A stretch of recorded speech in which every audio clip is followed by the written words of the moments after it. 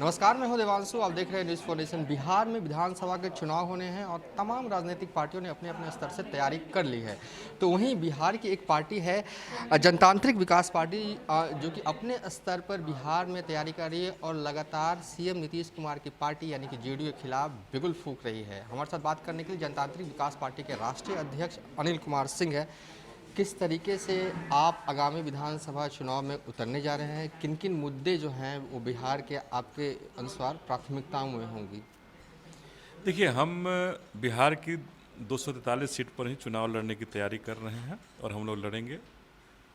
हमारा मुख्य है कि जो स्वास्थ्य की जो सुविधाएं, जो शिक्षा की सुविधाएं जो ध्वस्त हो गई है इस 15 साल के दौरान, हम सबसे पहला हम लोगों का लक्ष्य है कि हम उन दोनों को ठीक करने की ज़रूरत है।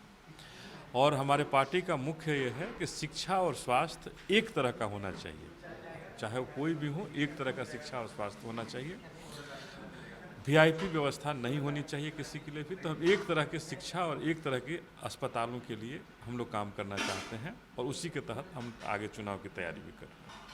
एक सवाल है कि बिहार इन दिनों दो संकटों से जुड़ रहा है, कोरोना और बाढ़ को लेकर। आपकी पार्टी भी जन सरोकार के मुद्दे उठाते रही है और जनता के बीच जाते रही है। तो कोरोना को लेकर और बाढ़ को लेकर क्या आपकी पार्टी इन दोनों मुद्दों को लेकर जनता के बीच में गई है? कोरोना को लेकर आपने क्या कुछ किया है, सबसे पहले ये बताएं, फिर बाढ़ को लेकर आप क्या कर रहे हैं? देखिए, कोरोना को लेकर के हम लोग लगातार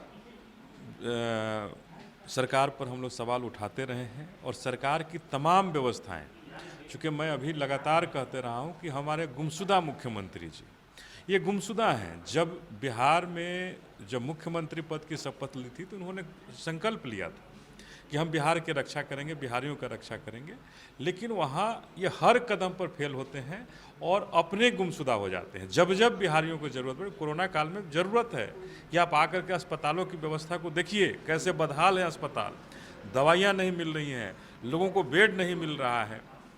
तो ऐसे स्थिति में सामने आकर के व्यवस्था करने की ज़रूरत होनी चाहिए। लेकिन माननीय मुख्यमंत्री, जो गुमशुदा मुख्यमंत्री हैं, ये हमारे बिहार से गायब हैं।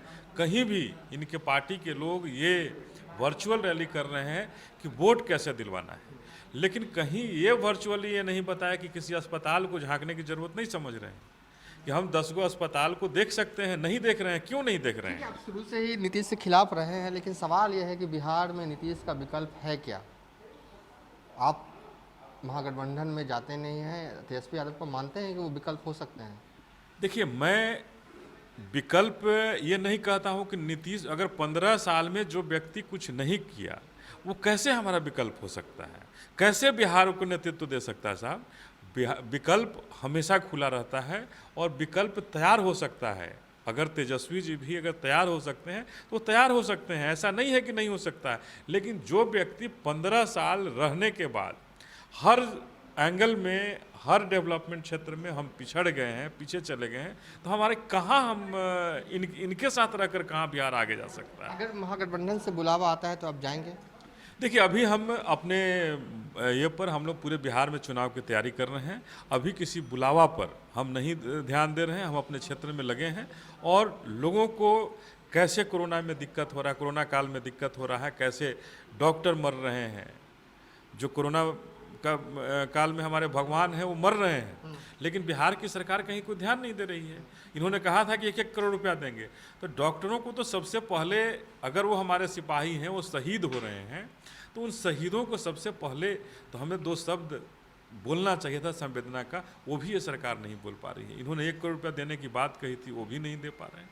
तो ये तमाम जो संकटें हैं, ये माननीय मुख्यमंत्री के गुमशुदा होने की वजह से ज़्यादा समस्या है। अस्पतालों में कोई झांकने वाला नहीं है, कोई दवाइयाँ नहीं मिल रही है, पीपीई किट डॉक्टर को नहीं मिल रहे हैं। एनडीए और महागठबंधन से इतर जन अधिकार पार्टी भी है, उनके जो नेता हैं वो लगातार बाढ़ में हो चाहे कोरोना में हो जनता के बीच में रहे हैं। क्या उनके साथ आपका कोई गठबंधन हो सकता है अगर उनके तरफ से कुछ अप्रोच किया जाए तो?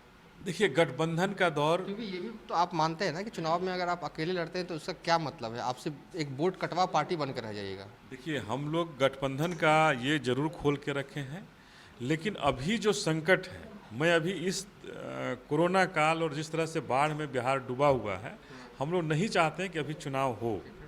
और चुनाव बाद में भी हो सकता है, राष्ट्रपति शासन लगे बाद में चुनाव होगा। तो ऐसा कोई संकट नहीं है कि हम भी अभी कोरोना काल में जहाँ सब लोग मर रहे हैं वहाँ चुनाव के लिए क्या आतुर है, क्यों आतुर है सरकार, क्यों कह रही है कि एक ही फेज में चुनाव करा लीजिए। तो ये सरकार का एक ही चीज़ समझ में आ रहा है कि सरकार नहीं चाहती है कि विपक्ष प्रचार और प्रसार करे।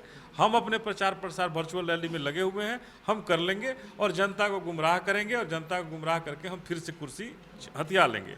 तो हमारी पार्टी का ये है कि आप जो कह रहे हैं कि हम जरूर गठबंधन के लिए हम खोल अपने चारों तरफ से खोल के रखे हैं रास्ते, हम सबसे बात कर रहे हैं, लेकिन जहाँ हमारी बात को मानी जाएगी, हमारी जो सोच है सोच को रखी जाएगी कि बिहार को हम कैसे आगे ले जा सकते हैं, उनसे ज़रूर हमारे साथ चलने वाले जो होंगे, हमारे जो सोच है उस सोच के साथ चलने वाले लोग हैं, उनसे हम जरूर हाथ कौन है वो लोग जो आपकी सोच के साथ चलने वाले हैं? अभी हमारी बात चल रही है, जब बात चल रही है खुल करके, जब हमारी बात आगे तक पहुंचेगी तो निश्चित आपसे हम लोग शेयर करेंगे आप इस बात को। वर्चुअल रैली भी करने वाले हैं आप लोग? 16 अगस्त को हम लोग वर्चुअल रैली करेंगे और इसमें नीतीश कुमार जी हमारा बिहार नवनिर्माण रैली है और उस नवनिर्माण रैली के दौरान हम बताएंगे भी कि 15 साल में नीतीश कुमार जी ने बिहार को क्या निर्माण किया है, बिहार का कैसा निर्माण किया है, इसको हम बताएंगे। चलिए थे जनतांत्रिक विकास पार्टी के राष्ट्रीय अध्यक्ष अनिल कुमार, जिनका साफ तौर पर कहना है कि नीतीश कुमार पूरी तरीके से बाढ़ हो या कोरोना,